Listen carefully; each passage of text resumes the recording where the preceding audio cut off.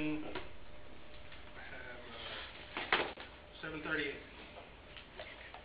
At this time, in accordance with BISD Local, the board will provide an audience with individuals who have signed up prior to the meeting to address the board. Mr. Atkins will serve as our timekeeper. For those requesting to speak, please note that comments are limited to a maximum of 5 minutes per speaker, with a maximum of 30 minutes total. Allotted for public comment. Delegations of more than 5 shall appoint a representative to present their views. The board will not entertain negative comments on individual personnel or students in public session. Patrons are encouraged to use appropriate campus and administration channels before bringing concerns to the board, and board members are not allowed to deliberate, discuss, or make decisions regarding any subject not included on the agenda. Tonight we have one, Mr. Crystal Cesario.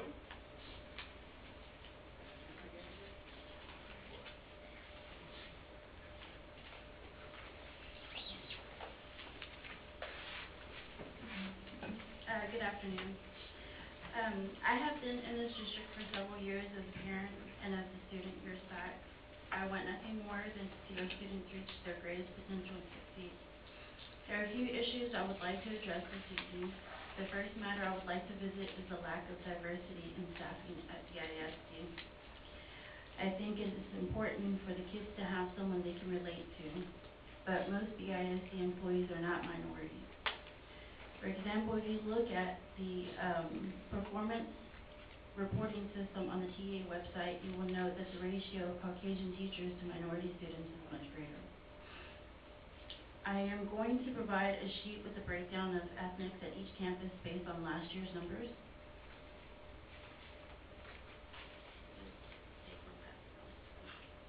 I don't know if I printed up enough. We need the district to grow with it. The changing demographic that represents our growing community. The second issue I would like to address is the forced resignation of Principal Lawson. After the district refused to renew his contract, the district had stated they had not seen enough improvement, which I feel is a slap in the face to our hardworking school. There had been great improvement in our scores and campus morale. The next paper I have I'm passing out has the STAR test percentages, showing the gradual increase in numbers since his arrival.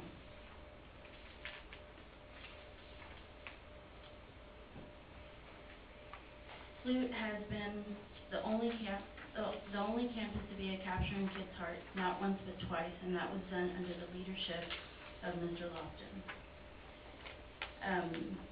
I honestly didn't even want to come to this meeting after I had already found out a decision had been made for our principal at CIS. And it honestly, I try to wrap my head around it that we have a principal that raised our STAR scores to bring in a principal that has low scores at their campus. The community is upset with this change.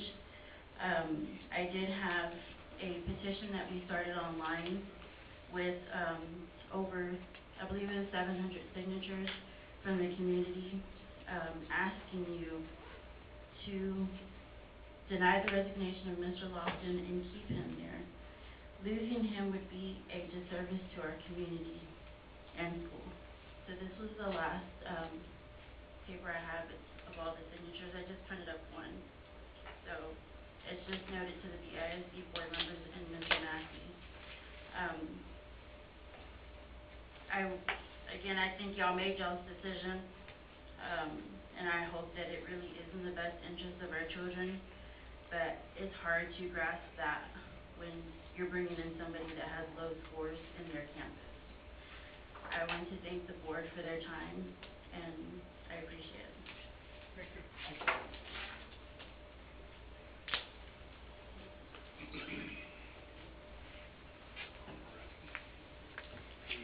The next item that we have on our agenda this evening is our consent agenda. Are there any items requested to be pulled from the consent agenda? All right, hearing none, do I have a motion to approve the consent agenda? I so move. Moved by Ms. Patty Sage. Do I have a second? Second. Second by Mr. Swartner. All those in favor signify by saying aye. Aye. All opposed by nay. All right, that carries. Thank you. Next item that we have are action items. Action item A is the board resolution with ESC 10 for the participation in the Retirement Asset Management Services Program. Ms. Rebecca Kelly. Good evening. Tonight, Ms. Kirshner and I are excited to present a partnership opportunity that will result in improvements to our existing employee supplemental benefits and our employee retirement savings plans. First Financial Group of America serves as our current third-party administrator, or TPA, for both supplemental benefits and our retirement plan administration services. Beginning September 1st, 2019, BISD will utilize FPMC Benefits Management, Inc. as the TPA for supplemental benefits. We are excited to partner with FPMC as our new TPA for supplemental benefits, as their proposals and plans will bring richer benefits to our employees, increased customer service and educational opportunities, all at the same or lower premiums when compared to our existing plans. Ms. Kirshner will share with you the process for selecting FPMC and an overview of the 2019-20 plans, and then I'll provide an overview to the retirement savings plan. So at this time, I'll turn it over to Chris.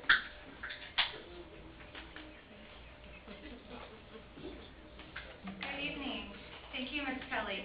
As stated moments ago, the district was not receiving the customer service that was necessary to meet our employee and or district needs through First Financial.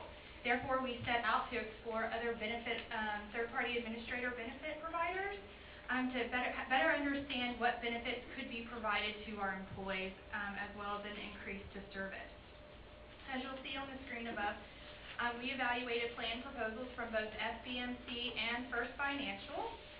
We had scheduled TPA meetings with both and tabulation of the proposals combined. We're currently in the process of implementation with FBMC and have a lot of exciting things ahead of us. This opportunity allows us to focus on benefit education for each of our employees as it relates to the offerings provided throughout the district, as well as face-to-face enrollment opportunities at each and every campus, as well as a benefits fair that we will be able to host in August at Convocation. So there's many things that FBMC has already brought to the table as it relates to our benefits. The last bullet here, Ms. Kelly will pick up as it relates to our retirement plan administration selection. So I want to share a little bit with you about our benefits. The next two slides will show the benefit offerings through Unum.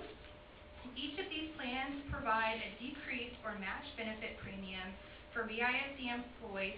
However, all of them afford richer benefits. This is going to be a recurring theme that you're going to hear over my slides.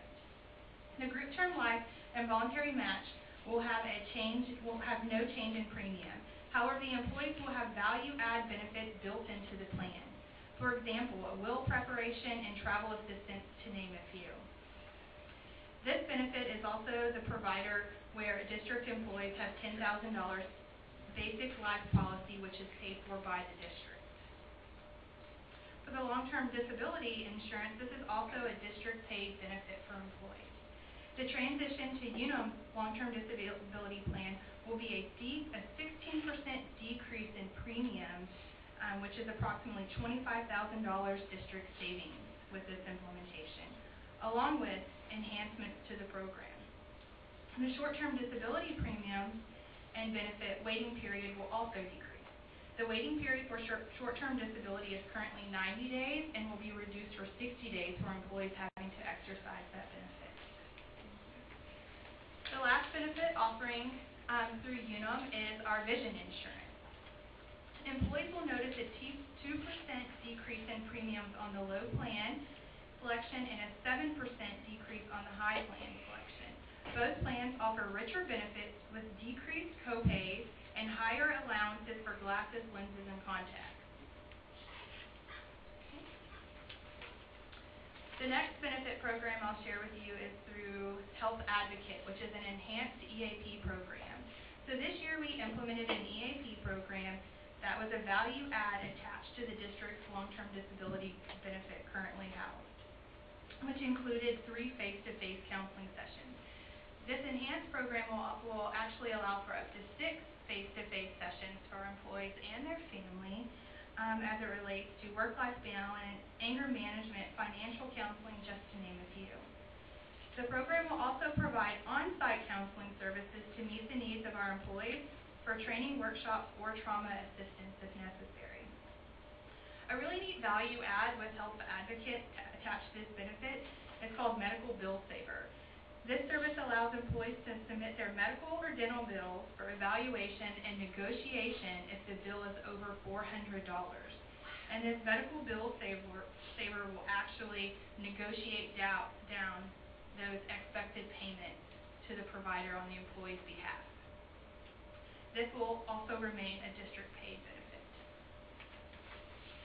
The Universal Life will be offered through Trustmark, and this is a universal life plan and or an individual life plan. This life plan is the second of life insurance policies offered to employees. The plan does have an increased premium, however, has significant richer benefits with the addition of long-term care. So for example, if an employee was in an accident and needs long-term care, the policy will pay for the long-term care, however, will not reduce the face value of that insurance. Once fully recovered from the accident, the employee will be eligible for long-term care again if necessary in the future. So it will provide financial assistance as needed for long-term care. You will see there's an increase in our current benefits. However, I expressed the much-needed addition of the long-term care.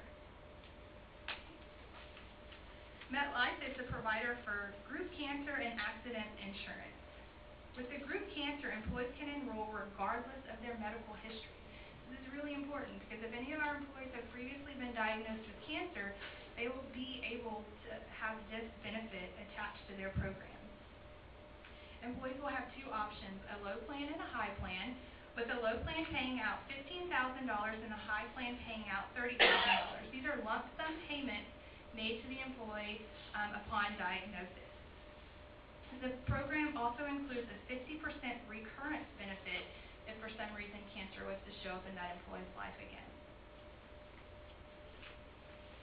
Okay. And on the accident insurance, employees will see a decreased employee premium by 4% with enhanced plan design with the addition of complication of pregnancy and emergency cesarean.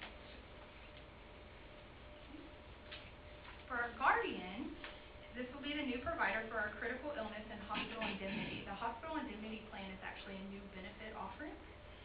Critical illness has an enhanced plan design, moving the max benefit to $30,000 from $20,000 with a significant decrease in employee premiums, as you can see on the screen for the example provided. The hospital indemnity plan is a new benefit offered as stated previously. This plan will pay employees upon admission to the hospital and then will pay additionally an increased benefit if the employee is admitted into ICU. There's also a confinement payment that will be paid for each day an employee is in the hospital, which these fees will help cover co-pays and different fees that they will encounter due to their situation. And the last three benefits that I'll share with you are all existing benefits and providers within the district.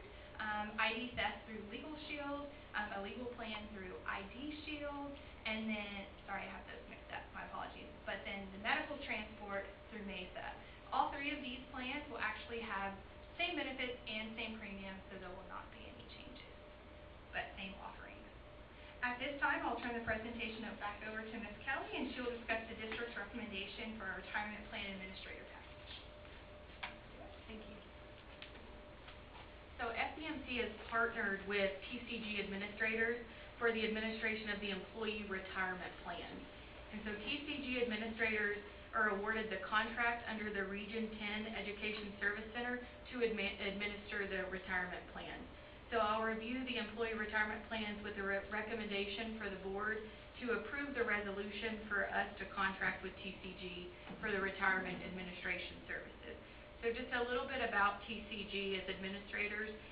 They specialize in servicing employee benefit plans for public school districts and other governmental employers.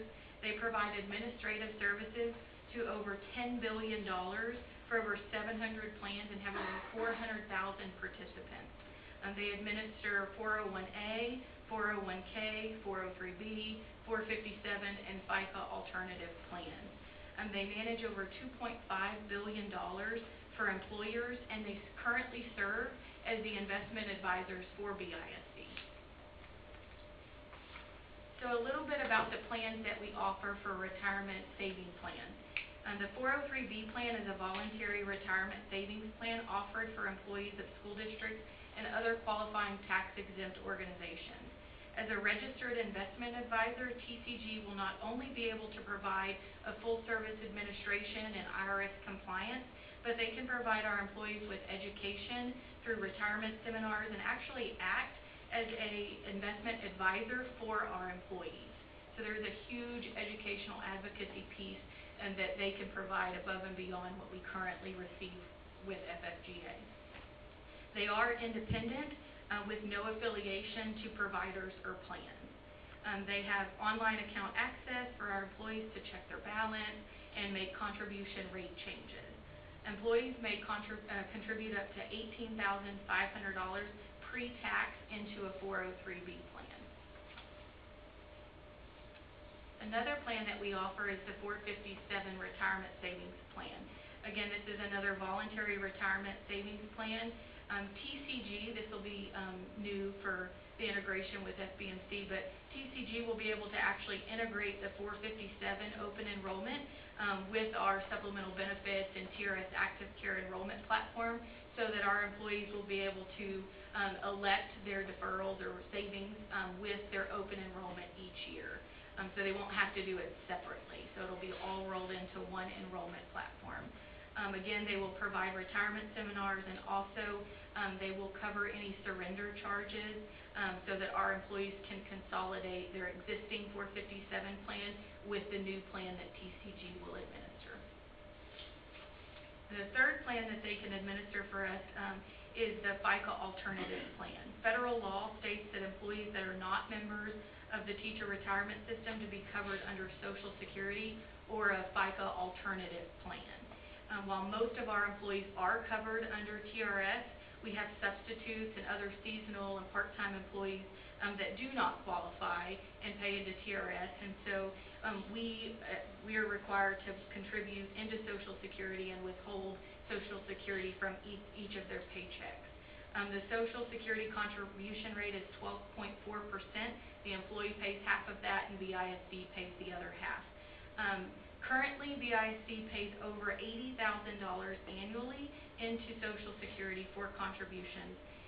The FICA alternative plan only requires a 7.5% contribution, and while the employee will contribute the complete 7.5%, the advantage for our employees is that they're able to keep the money that's contributed into that plan, whereas when they contribute into Social Security, they may not ever get it back. It's gone. And so the contributions that they make into this alternative plan are actually theirs. And so if they leave the district, they can take it out, they can roll it over. If they become employed full-time and are then eligible for TRS, they can roll it into a 457 or 403B or some other tax-deferred plan. And so the money's theirs. And so that's the advantage for us to have the FICA alternative plan over paying into Social Security that's an underfunded plan. So, TCG, in cooperation with the Region 10 Education Service Center, will deliver retirement plan administration solutions that are transparent, cost-effective, and ultimately lead our employees to financial wellness. Tonight, we do recommend that the Board of Trustees approve the board resolution and authorize the superintendent or designee to manage the district's participation with Region 10 for retirement asset management services. And we'll be happy to answer any questions.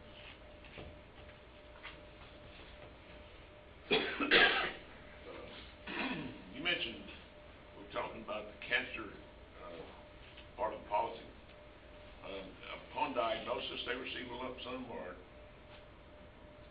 before anything happens, they get a lump sum? No, go ahead. Upon approval of the claim, so they'll have correspondence and claim filed from the doctor's office to the insurance provider, and then yes, it's paid in a lump sum, so it's not paid for this test or this test, it's a lump sum payment to the employee.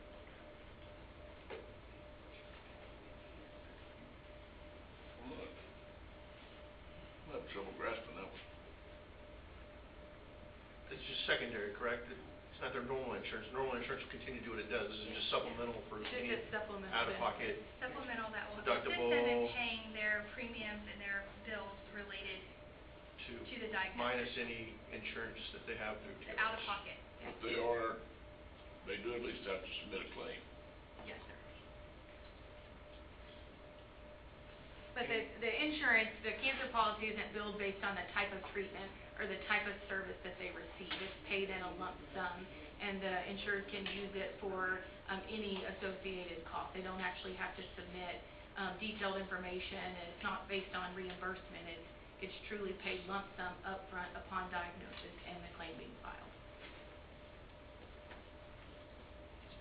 Thank you. Yeah. Any other questions? Gary? No, looks like it's a better deal. All the way around. A lot better Yeah. deal. All the way around. Yeah, we appreciate Ms. Kelly and Ms. Kirshner's work on this. They've worked on this all year long, and our employees will certainly benefit from it. It's a lot better plan. Were y'all just out there looking to improve it, or did we have complaints or from Yeah, other issues currently going on? We experienced some internal customer service support issues, and we really felt like with our claims history and our census information that if we took those plans back out to market, we would actually receive more competitive plans. And so we had SBMC and both, and also FGA, our current provider, take them out to market and put together complete plan proposals. And we spent a significant amount of time analyzing and tabulating those to pick the plans that would be the best benefits at the lowest premium for our employees. Did our current provider try to come back? They did. And we've had a long-standing relationship with them, and we appreciate the services that they have provided to us in the past. And so we feel like at this time SBMC is a better choice for our employees. Okay. How long have we been with Since 1999. Yeah, so right at 20 years. So, and this isn't the first time we've experienced some customer service issues. We went through this process 4 or 5 years ago, and ultimately chose to stay with them. And so this go round, we found someone that could provide better plans. Okay. Somebody hungry around for our business. Our employees win at the end of the day. That's good. All right, are there any other questions? All right, we have a recommendation. move that we approve the resolution as presented and authorize the superintendent and designee to manage participation in the Reading Camp. All right. It's been, Second. Moved by Jerry, second by Scott. All those in favor signify by saying aye. Aye. All opposed by nay? All right. Thank carries. you. Thank you. The next thing we have on our action items is action item B, breakfast and lunch meal prices for school year 2019-20. That's all you, ma'am. Hello. Hey. In accordance with Board Policy COB Legal, it's my pleasure to present to you tonight proposed meal pricing for the 19-20 school year. This year, I'll be presenting paid lunch equity and proposed meal price increases, as well as an update on CEP or community eligibility provision, which allows our Freeport feeder pattern to serve meals for free. These are the campuses who will utilize paid lunch equity. Paid lunch equity is the traditional pricing required for any school operating national school breakfast and lunch programs where meals are served at free, reduced, and paid status. At campuses that operate the National School Lunch and Breakfast programs, USDA mandates that districts raise lunch prices annually until the district paid price meets or exceeds the difference between the free meal reimbursement rate and the paid meal reimbursement rate. This requirement came into effect July 1st of 2011. BISD has remained in compliance by raising meal prices by the minimum required each year with the board's approval. This does not affect the free or reduced rates as set by USDA. Reduced price lunch will remain 40 cents. This calculation shows that we will need to increase our prices for school year 1920 since our average weighted price for this year is $2.60, and that is below the required $3 as shown on the previous slide. Line 1 shows the average weighted price is calculated by multiplying the number of meals served for October 2018 by the current pricing for each grade group. Line 2 shows that our $2.60 is below the $3 as seen in the previous slide. So using the paid lunch equity tool per USDA, we determined the required average weighted price for 1920, which is $2.70. Line 3 shows the difference, which is 10 cents. Elementary student paid price would increase from $2.45 to $2.55, and secondary paid pricing would increase from $2.70 to $2.80. It's important to note that under a TDA waiver, all pre-K students will continue to eat for free at these elementary campuses, just as they did this year. This is great with the expansion of our all-day pre-K to our CLUE feeder pattern. To comply with the USDA mandate, it's my recommendation that the board approve meal pricing as presented for school year 1920. But first, let's talk about CEP, or Community Eligibility Provision. I don't know who that was, but I heard they were really great. These are the campuses who were eligible for and were validated by TDA to operate CEPs this year. It's our Freeport feeder pattern excluding Stephen F. Austin. A school operating CEP is non-pricing, so that means all students eat breakfast and lunch for free no matter what their status. CEP requires a minimum of 40% ISP, or Identified Student Percentage. That number is very different from total free and reduced percentage. Of students who are free and reduced, identified students are students who are certified for free meals through means other than an individual household application in the school year prior to implementing the provision. This includes students who are directly certified by SNAP or TANF, or categorically homeless, foster, runaway. The effects of Hurricane Harvey led to many of our families utilizing state assistance and resources, causing our identified student percentage to be higher than normal 2 years ago, in turn qualifying some of our campuses for this provision for this school year. Since this was our first year, we have 3 more years until we must recertify, because once a school is validated, they're eligible for 4 years, even if the numbers decrease. So once we're locked in, we're good for 4 years. This provision has relieved a burden for many of our BISD families, and we saw proof of that in our meal participation. When considering implementing this program, our hope was to increase participation by 2%. We've exceeded that as our participation has increased by 2.64% at breakfast and 4.81% at lunch. This translates to an increase, not total meals, an increase of approximately 30,000 breakfast meals and more than 53,000 lunch meals at just these 7 CEP campuses. In terms of dollars, that's an increase of more than $228,500 in federal reimbursement dollars to date. This does not include May or June, so it will be higher than that. Keep in mind, we also had an increase in food costs and labor, so while that large number is not all profit, it's definitely something to be celebrated and contributes tremendously to maintaining our ability to be a self-supporting department. Here's what that looks like district-wide to include all campuses, pricing, and CEP. This year we saw an increase of approximately 186,400 meals. And if you look at that total number, that's a huge number. In addition to the increase of breakfast and lunch meals, this year we've served over 110,000 supper meals. That means many of our students are now taking advantage of being able to get 3 complete meals from us daily, and we couldn't be happier about that.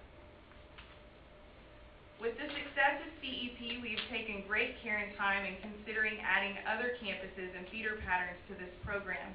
Unfortunately, it's not feasible at this time to add them, Our identified student percentages have decreased due to families recovering from Harvey and no longer needing state assistance. We would take a great financial loss if we implemented this program at other campuses at this time. Thousands of dollars each month would make a huge impact over the entire year. We will continue to operate Universal Breakfast, which is free breakfast for all at TWOG and Madge Griffith. Also, we now have the supper program at almost every one of our campuses. Again, this after-school meal is free to all students across the district. Our promise and commitment remains to continue to seek out all opportunities and programs that will benefit our students in BISD. I'm happy to answer any questions you might have at this time about meal pricing or CEP. And as I stated earlier, meal pricing must increase this year to remain in compliance at campuses that are utilizing traditional meal pricing. To comply with the USDA mandate, it is the administration's recommendation that the board approve meal pricing as presented for school year 1920. And that's what you can see on the screen now. Thank you. Questions? Ms. Arthur, I noticed, we got a notice about a week or so ago with a schedule for summer-long lunch program. That's for every campus in our district, right? Yes, sir. We're operating at all of the campuses where there's a program going on. Good. So where the school's already up and running, that's where we're going to operate. So we're starting at 7 sites with a full functioning, full production kitchen. And most of those will go through the end of June. Some will continue through July. Is that through a grant or you hire you? It's through Seamless Summer Option. So it's one of the programs through TDA. And so it allows us to just continue our regular meal service throughout the summer. Thank you for doing that. Thank you. Is a supper or just a sack lunch they take with them after school, or is that? It's not always it's a grab and go kind of thing, Yeah. but it varies. It's not always a sandwich. Sometimes it's string cheese, yogurt, muffin top. It So, varies. It's on a 1-week cycle, yeah, but it's easy for Grab, them to go. grab because the intent is for students who have a longer day, so they're staying for extracurricular or enrichment activities, so they can go down to the cafeteria, grab that meal, and take it where they need to go, and they're not late to practice or tutoring. Like a flight meal. Grab and go. I need to know. I move that we increase as recommended by administration. Been moved by Mr. Reinhardt to accept the recommendation from the administration to increase the proposed meal pricing for year 19 and 20. Is there a second? Second. Second by Ms. Patty Sayes. All those in favor signify by saying aye. Aye. All opposed by nay. Carries. Thank you. Thank you. Appreciate it. Next item that we have on our action item is action item C, additional personnel funding requests. Ms. Kirshner. Good evening again. It's my pleasure to present to you additional personnel requests on behalf of the administration. The first of 5 positions that I will present to you is a proposal for a special education teacher at Lake Jackson Intermediate School. Due to the large number of special education referrals, special education staffing projections have increased since the end of third quarter. Recent ARD meetings have increased the number of minutes of services for students identified with special needs. The increase in minutes will require additional mandated coverage to ensure compliance, totaling an additional 7 sections of coverage. The next 3 positions are all within fine arts. Both the theater and choir programs at Brazoswood High School have increased enrollment, and programming for a 6A high school recommend 2 teachers for both programs. The third position within fine arts is for a dance teacher at FIS. This will be a new program for the campus. Currently, LJI and CIS both have dance programs. This addition will also decrease overall numbers in regular PE classes. And the last of the 5 positions is a health science practicum teacher at Brazoswood High School. Health sciences have seen an increase in enrollment in medical terminology, medical science theory, and the practicum courses. Health science theory and practicum courses. We anticipate to see additional growth within the program in the future as well. Our program is also identified for an area of expansion and diversification as we move forward with the 2019 bond. It is the recommendation of administration that the Board of Trustees approve the additional personnel positions as presented. I'll be happy to take any questions. Any questions, Ms. Carter? Yes, sir. The increased participation in both the theater and choir, what were they taking before? Are we losing kids in other areas? Mr. Jacob, would you like to join me to share some of that data? I defer. I don't know that we were necessarily losing kids to other things, but there's a number of kids that are in that program, and when you look at what the needs of the program are to operate efficiently and effectively, there would be a need for an additional support in there from another instructor. The numbers are well high enough to support that need. At the same time, do we have an idea of our percent of special needs at this point? No, sir. Ms. Furlow here, special needs. Yes. So I had, but I think I could have almost answered that. Pass the baton. Do we have a projection? Is that what you're asking? Sorry. well, or just your best guess of where we're at right now. I mean, increase this year. Our increase this year, we have had over 300 at the last count of students who have qualified for special education. New. And projecting into next year, we're anticipating that to continue to rise. What kind of percentage are we talking? We are currently at 10% special education students based on current enrollment. We just need one more? For right now. We've already added For right now, we're Wait till working at June making meeting. sure that. As they evaluate some more, yeah. We still have a couple more meetings before budget. Any other questions? In a legislative session complete. We have, Christie had passed on that we have 46 new personnel positions. That we've added previously. Yeah. Okay. So this is maybe 41? Yes, sir. Didn't even have to. Didn't even have to. Okay. I'm good. Any other questions? I move that we approve the additional personnel positions as presented. All right, it's been moved by Ms. Patty Sage to accept the recommendation from the administration for the additional personnel positions as presented. Do I hear a second? Second. Second by Mr. Swartner. All those in favor signify by I have one question for you. Okay. This the health court, the practicum or whatever, however you pronounce that, the Practicum additional position. I mean, we have one now, right? Even though she's leaving. Yes, and she also teaches other courses. Okay. Yes, so it has a combined course load. This will allow for additional practicum sections as well as the other classes mentioned. All right, good. There's been an increase in enrollment for practicums, Oh, yeah. nearly double. Yeah, okay. There's a waiting list currently. Yes, there's currently a Current waiting waiting list. And the medical field area is just going to keep on growing. Okay, thank you. Sorry. In our area and in our student district. Yeah. All right, we do have it was moved and seconded that we approve the recommendation as presented. All those in favor signify by saying aye. Aye. And all opposed by nay. All right, that carries. Thank you, Ms. Curtis. Thank you. The next item under action items is the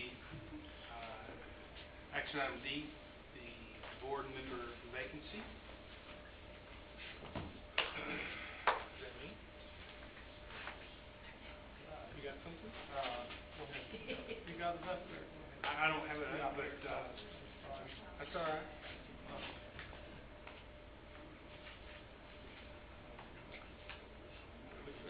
I can wing it.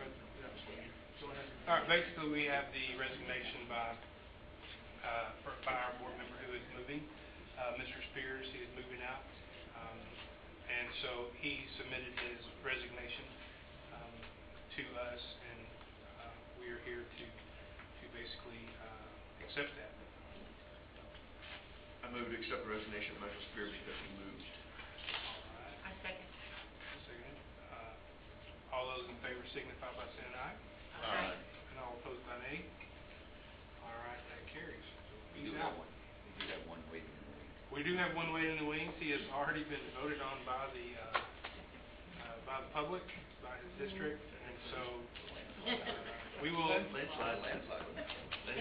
we will allow that position to remain unfilled until he takes over at the next board meeting, next regular scheduled board meeting. Very tough campaigner. There you go. Good. All right. Next item that we have are our reports. First report is Report A, the 2014 bond project update. Mr. Alec Gournay, never dull, always exciting. Good evening. In accordance with Board Policy CV Local, it is my pleasure to present the 2014 bond update. As of May 20th, total POs issued of $141,144,750, or approximately 80.65% completed or in progress. This slide shows the completed projects, which will, in the next month or so, have another new elementary school added to it. Correct. Current projects underway are Ogg, Roberts, Brannon, and Package D. TWOG is moving along very well. I'm happy to report that we had 3 18-wheelers of new furniture delivered today. It's just the tip of the iceberg on new furniture. There'll be quite a lot more coming in. The school's looking fantastic. The landscaping is going in, the grass is going in. Well, the grass will be going in supposedly Friday. They were delayed on getting it cut because of the weather that we had. So it's going to be looking like a completed building here very soon. This slide shows some of the new trees that have gone in and the irrigation systems. And the slide is through the entry, looking at the kiva towards the library. All of the flooring is in place, with the exception of the little bit on the second floor. They've got the flooring protected so people can not tear it up. But you can see some of the uncovered portions there, which is the LVT tile, which we've moved to. I think I've discussed this before. It's the tile that we never have to wax, which will actually save the district a lot of money over time. This is looking over towards the, going towards the cafeteria and the gym area. This is in the library. This is just another view from the lobby looking kind of over towards the library. And this is just some of the colors and all that goes into the floor that you're familiar with that we've done on some of the other new campuses. This is the wet lab, which is one of my personal favorites. I don't know why I like this room so much. I think it's just because it's got so many windows and all in it, but this has the polished concrete floor in it. It looks wet, but that's actually dry. This is looking, coming out of the elevators or the stairs, is looking towards the stream lab. And this is obviously the stairs. These are the 2 elevators. They hopefully the state will be here this week so we can get those permitted and usable. But they are ready and complete. This is one of the teacher workstations that is located in each wing. And this is inside those teacher workstations. It actually consists of 2 rooms. The room where you see the carpet is where there's a conference table and monitors and marker boards so they can have their meetings in there. And then the other room is their actual workroom that has storage space for each teacher and whatever other uses they would use it for. This is one of the typical classrooms that does not contain the shared restrooms. And this is one of the typical classrooms that does have the restrooms for the pre-K, K. This is the cafeteria looking towards the kitchen. The gym floor started this past weekend, so this picture was taken on Friday. Roberts Elementary is moving along very well. We've had 2 slab pours so far. We had another one this past Friday, and we should have another one this week. This is obviously taken from the ground. This was taken on at the Friday Forum. And then this is a drone view. The part that sticks out is the cafeteria and gymnasium area. At the bottom of the screen is the kitchen, and up at the top is the media center and the beginning part of the office area. Brandon Elementary, always hate to talk about the weather. I'm always talking about the rain to you guys, but the rain could not have come at a worse time for Brandon, but as you know, we have to come up considerably on this site with new dirt. But right now the dirt is about level now. They've got about 2 feet in there, and so we'll come up about 7 feet more. And but the trucks are running again, so it's moving along well, and they'll catch up. Did we have to get right-of-way access to that Yes. back in? Yes, we did get that, or the contractors got Yeah, that. It was that's an good. agreement between Sterling and Ballard Builders, and so that's helped a lot. Yeah. And now the rain this past week kind of interrupted that, but they were using it today, so it's working very well. And Package D summer project, those are all permitted and ready to get started as soon as class is out. And the Hopper Field restroom air conditioning has been completed, and maintenance is freshening those restrooms up with new paint, and they're going to be awesome for graduation. Put any signs in? We're putting signage on the bathrooms This way. and around the stadium. I'll be happy to answer any questions you have. When does all get torn down? School lets out on Thursday. The staff, we need to move the office staff over to the new campus so they can immediately or continue to work but in their new space. And then Monday's a holiday, and so the movers are coming on Tuesday to move out. They have 2 days to do that, and we're turning it over to the contractors on Thursday. So they'll be doing the preliminary things that they have to do in order to get it torn down. We also have some asbestos in the moisture barrier behind the brick, similar to what we had at Long Elementary down in Freeport. So that they'll still be able to tear down some areas while they're dealing with the moisture barrier. That part takes about 2 or 3 extra days. But we should have it torn completely down in about 3 weeks so we can start the detention pond and the driveway. We're fortunate at OG that we've already got all of the parking lot in. Mm-hmm. So all we have now is the Just that long route, yeah. correct, the main stacking lane. That goes around that detention. Yeah, and the track and the detention pond. We're gonna take that dirt over to Brandon? I'm sorry, I don't want to say it's not good dirt, but it's not the right dirt. Not good dirt. So we should Yeah, start the sure. concrete before we. Well, I don't think you'll actually get concrete, but you should, Yeah, start I would pouring say 6 to 8 weeks, something like that. The detention pond's probably going to be the main thing, but they'll work on both of them at the same time. But, No hiccups with that, we're good. exactly. Ready to go. No rain, no storms. We'll be in good shape. Thank you. Thank you. Appreciate it. All right, next item on the reports is Report B, BISD recruitment and grow your own strategy. Ms. Kirshner. I'm back. Okay. Good evening. It's my pleasure to present to you the recruitment strategy and grow your own program for BISD. As you know, the ability to attract and retain highly qualified teachers is critical to the success of our students. A challenge for BISD is the competitive job market we are in, being located south of Houston. With that being said, as a district, we need to have processes and programs to lead the way and set the standard. The first strategy we focused on was with our university relationships for internships and graduation expertise. After identifying those universities, we built our recruitment calendar to ensure our success in identifying and offering top candidates roles within our GHOST organization for future vacancies within the district.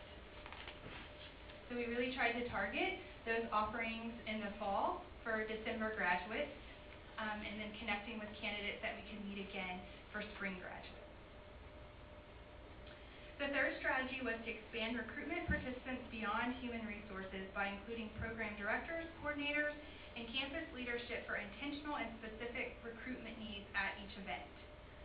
The fourth strategy was to evaluate and redesign the BISD teacher job fair to ensure an opportunities-based format with active interviews available for administrators and participants. At both internal and university recruiting events, the district has been prepared to offer letters of intent to candidates on the spot. The fifth strategy is the consideration and placement of employees within our GHOST organization. This allows for opportunities to gain district knowledge through experience and or fill high-demand vacancies throughout the district.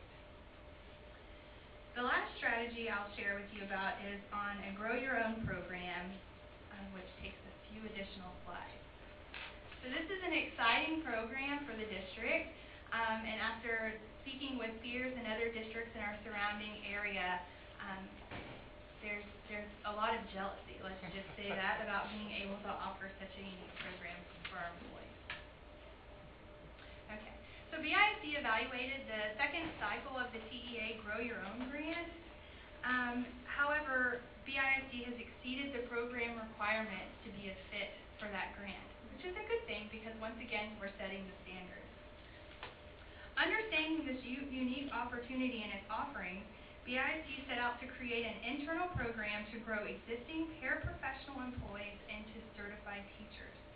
This internal program is a great way of how BISD is setting the standard. There's two opportunities for paraprofessionals at BISD to become a teacher. The first opportunity is paraprofessionals with a bachelor's degree. The second opportunity is for paraprofessionals with an associate's degree. For paraprofessionals with a bachelor's degree, and just to share with you the data that I was able to pull through the system, we have 37 paraprofessionals currently with a bachelor's degree in various fields. Okay? And there could be more that we could realize once we communicate this that just didn't report it at the time of hire. So for candidates to be able to participate in this program, they'll have to apply and be accepted to the program. The application process will include evaluation of credentials from the district partnered ACP or alternative certification program.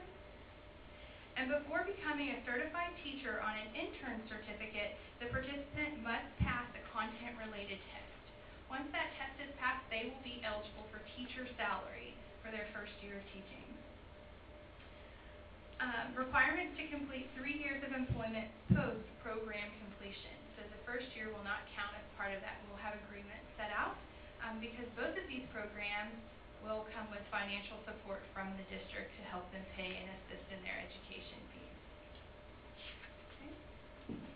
The second program is for paraprofessionals with an associate's degree. So application process will be very similar. However, we'll partner with our university partners to evaluate their credentials to ensure their acceptance into both programs. Their first year and or their junior year of their college education would be to complete the academics required related to the university program. The district professional growth reimbursement would be applicable for these employees to receive tuition reimbursement. For year 2, that year will be utilized for remaining academics and to complete their internship while employed as a paraprofessional. So just recently, TA updated the certification rules allowing educational aides to become certified teachers while remaining in their current positions as an aide. This is really important because what happens to it when a teacher is in a student is in a 4-year program at university, their student teaching requirements are done for free. They're not paid, right? So they go out and they do an internship and complete those classes. This program will actually allow these paraprofessionals to continue being paid as a paraprofessional and take their classes at other times. Okay. Once again, there will be a requirement to complete 3 years of employment post-completion of the program. With that being said, this is an opportunity for us to increase the district to tuition reimbursement. In 1991, the reimbursement rate was set at $60 per credit hour. And as you all know, with the increased price of education, this is no longer a relevant price or reimbursement scheduled rate. So consideration of benefit increase for all teachers enrolling in college courses within the content area, which is the current program, and or participants in the Grow Your Own program. So this recommendation will be presented to you for board approval when we present the 1920 compensation plan. This is for report only. However, at this time, I will be happy to answer any questions that you may have. Any questions? Christie, have you seen this program in operation in other districts? Not quite like this design, but I can tell you that we hire a large number of ACT, alternative certification candidates. And so understanding our numbers I shared with you, and I skipped over, my apologies, we also have another 37 paraprofessional and education aid roles who hold an associate's degree. So we're, approaching 80 potential candidates for this program. And it's reimbursement. They pay, they pass, we pay back. So that's how it will be for the associate's program, for one who has an associate's for their first year. But when they're in an ACP, we'll have negotiated rates with a partnered ACP offering, where that's actually all paid up front for the program. Okay. But we'll have an agreement to repay if anyone quits the program or anything like that, that we would be able to deduct from salary or wages if they were not to complete it. In the 3 years, I would assume they would want to come to work. We're helping them to further their education to get that job. But I mean, how do we ensure that? Well, they'll sign an agreement, and so that will be prorated per year of service. So it's a lot like the Project Teach program that our Education Foundation facilitated previously. And actually, the data shows that with the Grow Your Own program, or teachers who began their career as a paraprofessional really have longer rates staying with the district with retention rates. Okay, I would think so. Yes. Well, Right, so they're from our community, we grow them, and now they're a part of teaching our future. Will they, in this agreement they sign, will it be a reimbursement if they leave before the 3 years is up? Will they be required to reimburse? Required to repay, yes, sir. Yes, and we'll This will all be done at night, they'll be paid, they'll still be paraprofessionals during the day, I assume?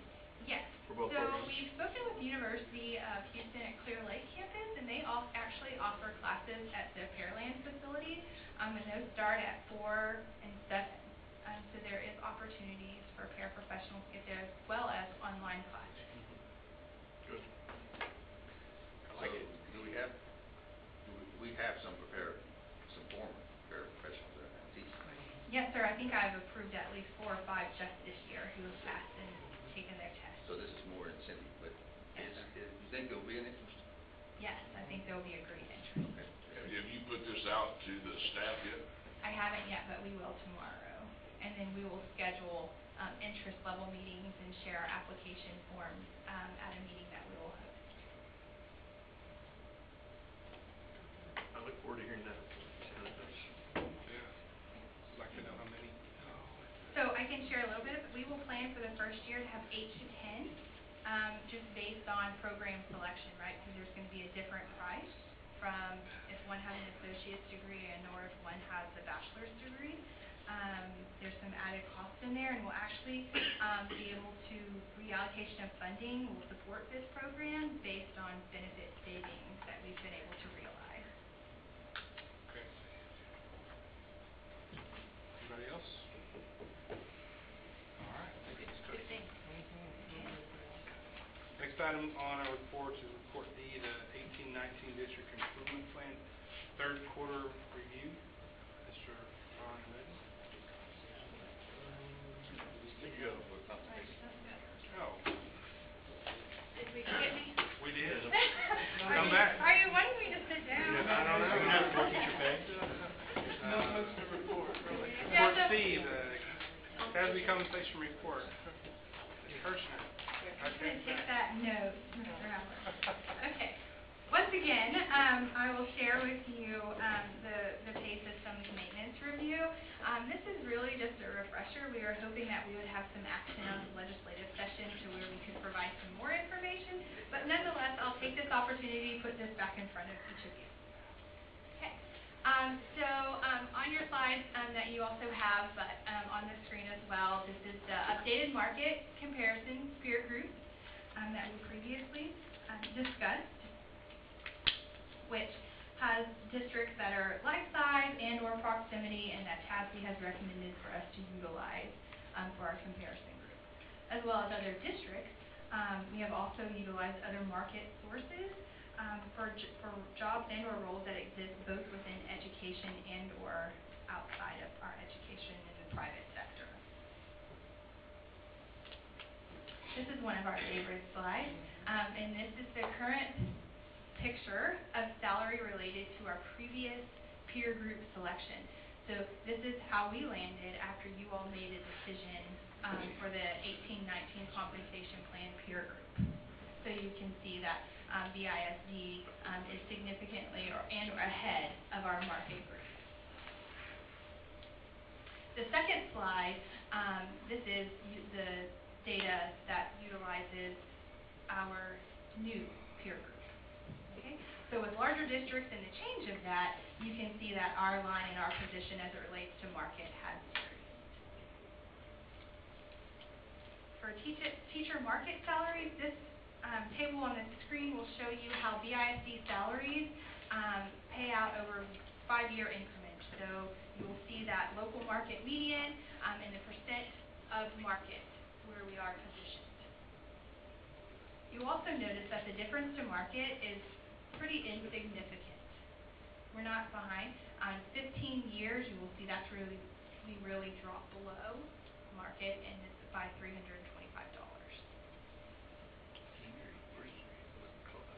Something that BISD is extremely proud of is our academic stipends that we pay to teachers for master's degrees, secondary math, secondary science, special education, and bilingual. And I do want to share with you that to date, the stipend that we had you all approve for special education, the $5,000 stipend, has been a great success.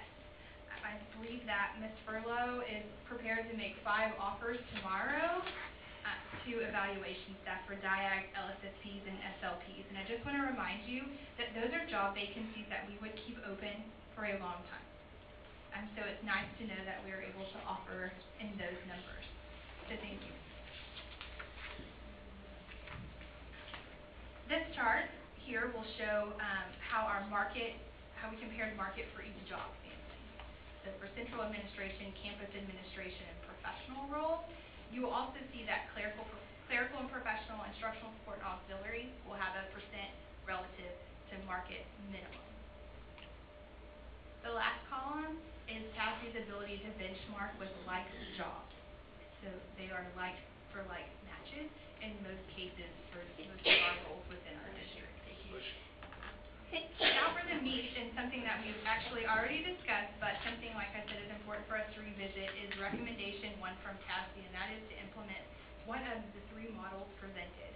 So model 1 would be a 2.5% increase, and teachers would realize a $1,000, increase, $1,450. Model 2 would realize $1,750 increase to teacher salaries, and model 3 at 3.5% would be $2,250 to teacher salaries. Okay. For the teacher structure, GPI is calculated as a percentage of market median salary, which is right at $57,841. Recommendation 2 is to implement the proposed pay structures for the administrative professional, clerical, paraprofessional, and auxiliary, as well as the teacher job family, the new revised pay structures based on market movement. Recommendation 3 is regarding pay positions of employees based on the new pay structures.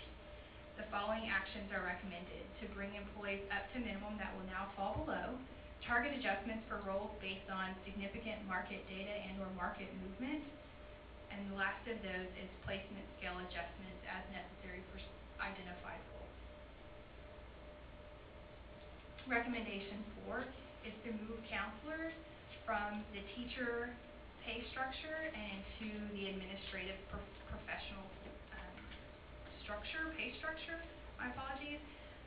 Counselor pay lags in the district. However, this will give us the flexibility to pay for performance and be very consistent with our peer group related to counselor pay. Recommendation 5 is consider improving pay equity and budget management by maintaining pay for employees who are above the proposed pay grade maximum. So this allows the district to control pay equity and helps maintain the integrity of our pay system. So the next 3 slides are snapshots of the 3 models and the cost assessment. You'll see that at a 2.5% pay increase, it's approximately $2.3 million. That is the GPI plus the adjustments recommended on the previous slide. Model 2 for a 3% pay increase is approximately $2.7 million, which once again is GPI plus the adjustments. Oops, sorry, skipped right over that. Model 3 is approximately $3.2 million, which includes the 3.5% pay increase to GPI and the adjustments necessary. Another action item that we are currently evaluating with TASB is the stipend review. So there's continual review for extracurricular staff stipends, including academics outside of the ones that I've presented to you, as well as athletics and fine arts. One recommendation that we have received from TASB at this point we're evaluating is the calculation of stipends as part of pay, as part of an hourly rate for our non-exempt employees, which will ensure that we're in compliance with wage and hour law. Okay, and once again, this is just for report only. I would be happy to take any questions, and I hope to have more updates as the legislative session continues. So is that it? Yes. Chrissy, can we go back to the teacher's market salary chart that you had? The first one? Yes, ma'am. Yes, sir. Actually, The not second that, one? not the actual chart. Right below that, I think. There you go, right Yes, there. sir. I'm looking at the 10 years, 15 years, and that's where our two, we seem to be different there a little bit, is that correct? Yes. Is there a, I can explain that. please do. Yes. So what happens when we increase on midpoint, we are increasing on a certain percentage of midpoint, and we're giving a flat increase throughout the entire structure. So employees with 0, for example, 0 to 10 years experience, if 10 years is our midpoint that we utilize, will actually realize larger than a 3% increase if that was projected. And teachers on, say, 10 plus would realize less than a 3% pay increase because it's based on that midpoint and not their actual salary. So that's why we're seeing that little dip, and we'll take some adjustments for us to ensure that the middle of our salary structure increases to ensure we manage how we compare to market for those years of experience. Why do we do it that way? Good question. So that's actually the recommendation of TASB, where we offer consistent raises to all employees. We're not a pay-for-performance model, and so it's a flat raise based on midpoint. Why rate it back to midpoint? It's actually how most increases are done in education, as well as our job family pay structures. We also increase on midpoint as well. So ultimately what happens is it drives employees to midpoint, and employees who are over midpoint are over time push closer to that midpoint rate. So if we give a 2.5% raise, not everyone's getting a 2.5% raise? Right. So we're Based on giving where it they 2.5%. relate to, we're giving a 2.5% raise at midpoint. At midpoint, yes, sir. And again, that's where we start at, and then to get everybody above the market line, we make adjustments. So we'll add Wow. adjustments. So we will go through and add adjustments. So those individuals that I said who would realize less than a 3% increase or 2.5%, whatever it might be, we will add additional monies to them to ensure there's a significant increase in projection for teacher salaries. we make our own adjustments ultimately to ensure. And right, we're seeing that because we're utilizing that new peer group. No, I don't understand. Why,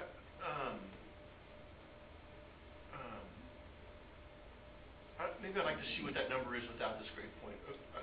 Is there any reason for BISD to be using that? I guess is the first question. There's The second question would be, there's an opportunity for us to apply raises on exact pay. In some instances, the cost could be a cost savings for the district, depending on pay position relative to midpoint. correct. So it's a challenge. Are we trying to drive our pay up, right, and be more competitive at some cost that has a negative impact to the employees on our higher end of our spectrum? However, that's where we have the ability to make adjustments to overcome that. But, I mean, there is absolutely an option to apply increases on exact pay. But the only way it's negative impact to older teachers is if they were previously below midpoint, correct? Well, teachers are paid on experience level, so they're paid on steps based on years of experience. So if their step is over what the midpoint rate We have is, to do a step and they would the realize ladder. less of an increase. Okay, all right. That's the problem. It's not the salary issue, it's not the budget issue, it's the steps, because they're all rated at different, Yeah, because they're all on steps. different steps. And what is a step equal to? Years of experience Solely? solely.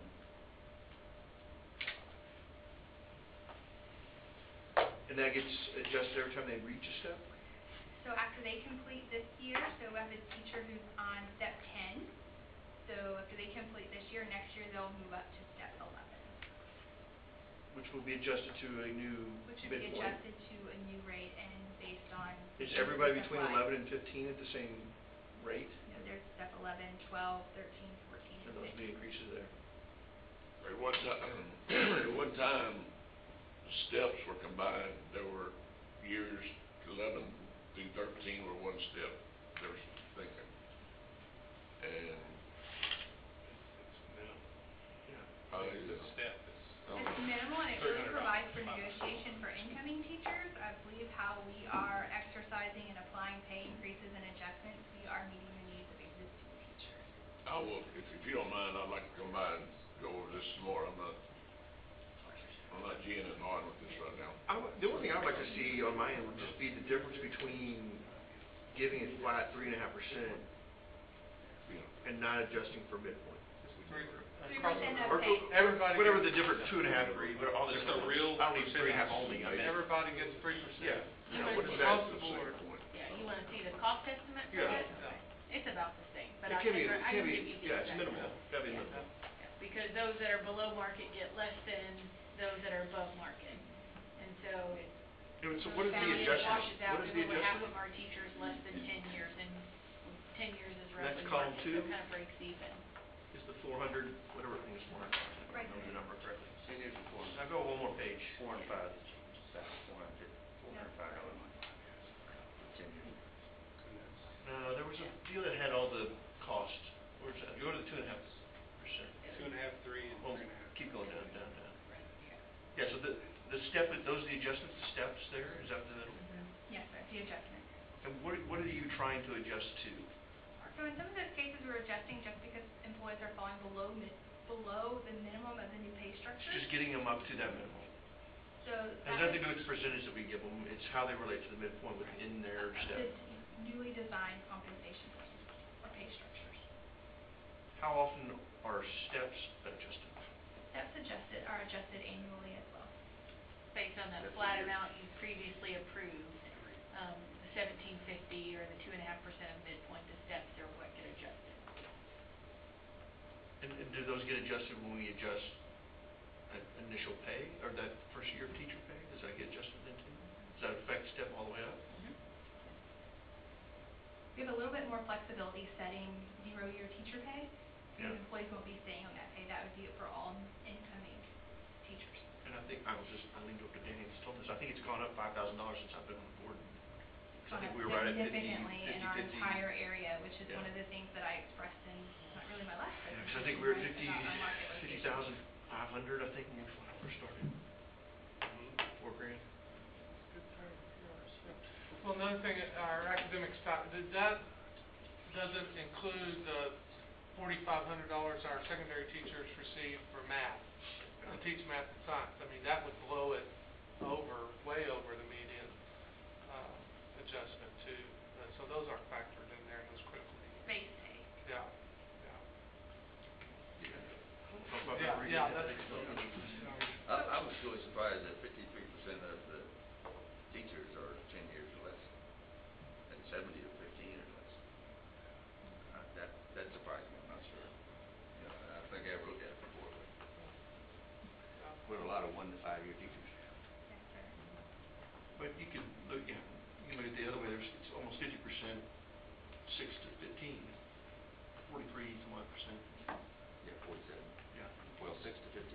6 to 15. Some well into 34. 30 and 40 years of experience Yeah. as well. 30, yeah. Back in the crunch, we Yeah, encouraged. but we honored my math teacher the other night. Yeah, 40.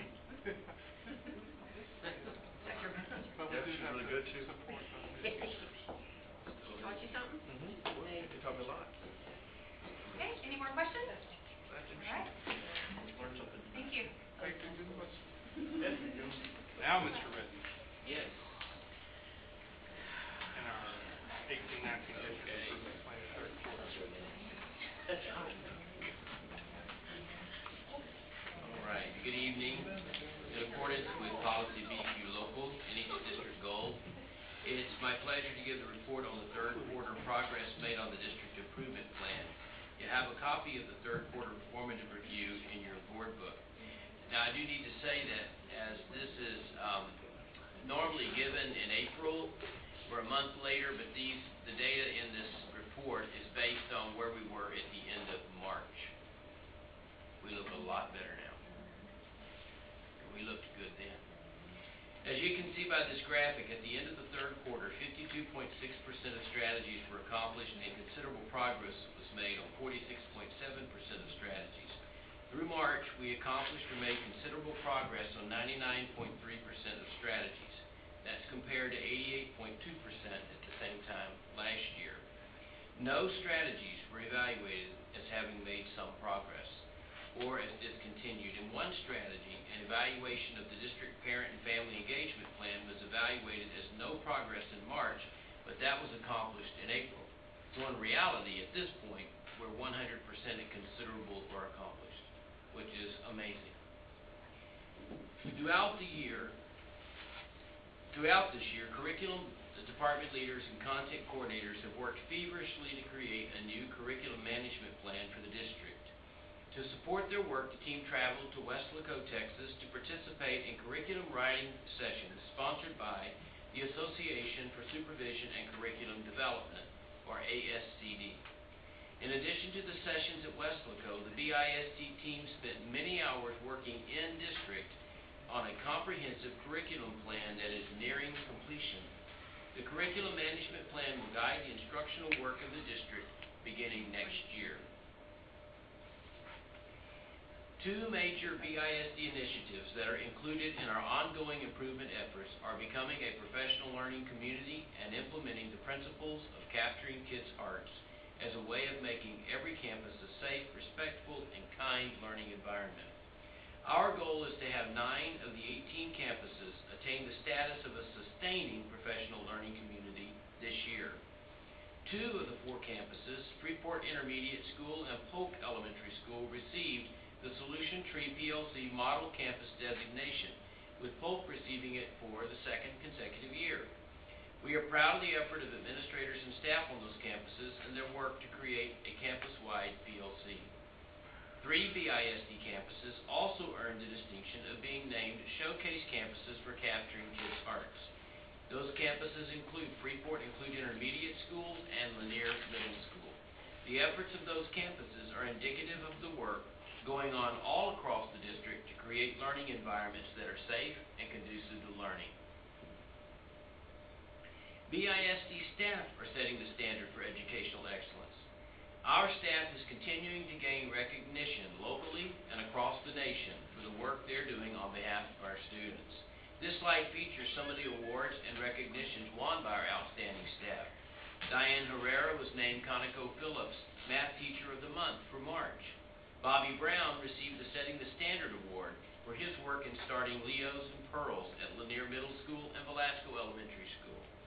Sarah Brown, 4th grade teacher from Velasco Elementary School, was named Elementary Teacher of the Year, and Stephanie Gibson, Geometry Teacher from Brazosport High School, was named Secondary Teacher of the Year. Chief Human Resources Officer Christy Kirshner and Roberts Elementary School Principal Jennifer Neighbors were both recognized by the Brazosport Facts as area leaders under 40. And Polk Elementary School Principal Tara Fulton was one of 10 leaders nationwide to be named by Solution Tree as the recipient of the Rebecca DeFore Scholarship. We're proud of the accomplishments of these outstanding educators. What a year for students enrolled in career and technical education classes. This year, BISD students earned a total of 1,448 certifications. That is just a staggering number. Students earned certifications in agriculture, arts, audio and video, technology and communications, construction, business, education, health science, culinary arts, manufacturing, and STEM. Achieving certification in an area can place a student ahead of competitors as they seek employment or entrance into college programs. In addition to the certifications earned, BISD students from both Brazosport and Brazoswood High Schools became part of history by becoming the first students to enroll in the Catalyst program. All told, 17 BISD students will participate in the program beginning next year. The Catalyst program is a collaboration of Brazosport College and area school districts to assist students in obtaining high-skill, high-wage jobs in high-demand fields, while helping fill some of the local demand for skilled workers such as process operators and instrumentation technicians. This concludes my third quarter report on the District Improvement Plan, and since this is a report, board action is not required. As you can see, remarkable things are continuing to happen in BISD. All over the district, educators and students are living out the mission to graduate each student to be future ready. Setting the standard for educational excellence is more than a district vision. It truly captures how we educate our children. At this time, I'm happy to answer any clarifying questions you may have. Mr. Redden, just a comment. I had an opportunity to go visit one of the Leo meetings last week. Yes, sir. Officer Brown does an outstanding job with those folks. He was telling me that, originally he asked for 3 kids from each class or somewhere along those lines, and sometimes the teacher didn't send the best behaved. But he said once he got that worked out, that it is really truly a blessing to watch what he did. You screw up, you do push-ups, or you do something that makes you uncomfortable. All of a sudden, that screw-up kid is not screwing up anymore. No. And they have lessons on civics, government, responsibility, things like that. So I would like to see that program move forward in our district. It really reached some good kids. It is an amazing program. He was very, very deserving of the award he received and the recognition. Any other questions or comments for Mr. Redden? All right. Thank you. Thank you, sir. Next item on our reports is the board committee reports. I have one, for the foundation, they're having crawfish boil on Thursday, and if you don't like crawfish, barbecue. And I'm sorry, I can't remember the name of the band. Who's playing? Intercoastal. Okay, Intercoastal, okay, I have to pay attention to this, I'm sorry. So Intercoastal, yes, we're excited. It's Thursday at Freeport Park. And the staff really loves that, they have a great time. Is it supposed to rain? Yay! I haven't watched the weather. That's just my. Danny, every time you ask for rain, did you say no the next week? Yeah. That's right. Tell us what they, it rained all at once on Sunday. But Brittany has just done a fabulous job with the foundation this year. I really, he's just fabulous things, so, and grand ending for this, but Danny, what is tomorrow night, it's, Project Search graduation, is that correct? At Dow, yes, sir. At 6? it's six, and then we have the odd thing tomorrow too. No, we did Wednesday. Odd, oh, that's Wednesday, Mr. okay. Odds on Wednesday. Huh? Yeah. Odds on Wednesday. Wednesday, yeah. Was Tuesday. Mr. Atkins? Yeah, I attended the Missouri County Petrochemical Council signing of young men who have a job, I guess, beginning next week. They also will get tuition reimbursement for going to the college and getting their degree in whatever they want. There was how many from Bradsport? 6, 8, 7? Three from Danbury, one from Alvin, some school. I'm not sure. I never figured out where that was. But the wood company, I guess that's what it's called, is really heavy into that and really pushed that. I think Aaron Ennis, I sent him a little note. He pushed that. When I was at the CTE advisory meeting, that was first mentioned between Jesse and Aaron, and it's kind of like, wow, that sounds like a great idea. Just hearing it, and the next thing I know, wow, it's done. And I was really proud of the parents' turnout. They had actually signing, had the little wood company in the back, and the Dow, and so they actually signed the contract here. So in addition to the Catalyst program that we saw tonight, so great things for the kiddos. So that's giving them a great opportunity. That was good. Did a real job. Indeed. Any other committee reports from the board? All right, hearing none, then our next item is our next regularly scheduled board meeting is June the 17th. Of course, we got lots of stuff going on with graduation. Don't be late. When that? Friday, Saturday? 2 Saturday. 2 Saturdays. Our next item on our agenda is executive session. Executive session may be called for the purposes permitted by the Texas Open Meetings Act, Texas Government Code, Sections 551.001 through 551.146, and Section 551.071, consultation with attorney, Section 551.074, personnel matters, appointment, employment evaluation, reassignment duties, discipline, dismissal, and complaint. We shall return. Matt, can I have something to say? Yes, ma'am. I wanted to talk about the free read jamboree that they put on Saturday. Oh, I heard it. It was awesome. They had a huge turnout. I went kind of late because I thought, oh, there'll be place to park. There'll be, it's not going to be that packed. There was nowhere to park. There was kids everywhere. They had the Cronel sisters were there, and they did an awesome job presenting to the students, and they even had them participate and act out 2 of their books.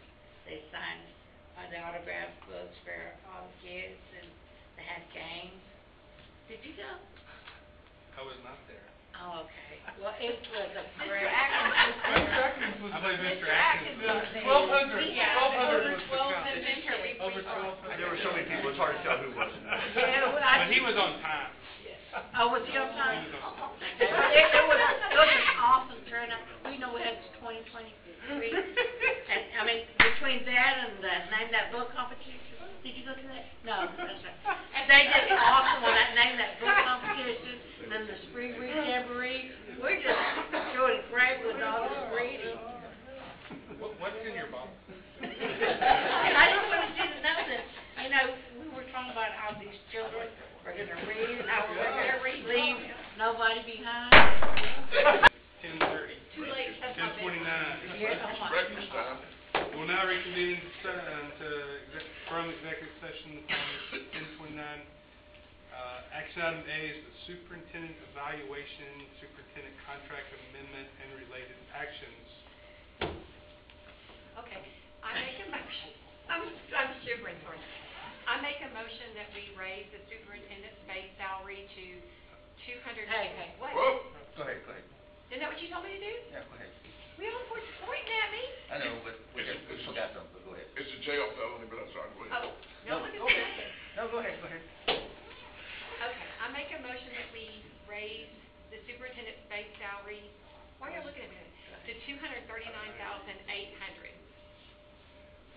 Oh, that's true. Okay. You better second. Second, Second, everybody second. no, So, I did. I would like to propose an amendment to that motion to Okay. add a one-year extension to the contract. Oh, yeah. I was gonna ask, We already did that. I'm gonna see if we can cut 6 months Yeah. off. I'm did with that. it. Okay. I'm with it. Oh, really? We did Wait, that January. Liz trying to make, okay. That's not much off. Yeah, we got a second from Liz. Okay. All right, so it's been moved, I withdraw mine. No, but then Jerry been- added a, No, I I it's withdraw. been moved by He Patty didn't think we did it. to amend, or to increase the compensation package. And it has been seconded by Ms. Cuellar. All those in favor signify by saying aye. Aye. All opposed by nay. That carries. Thank you very much. All right. And, that's one point we'll bring up next meeting, that we can have the ability to cut that back 6 months. Thank you. Unless there are any objections, we will stand adjourned. Jerry's got to mess with me. You know, there was a time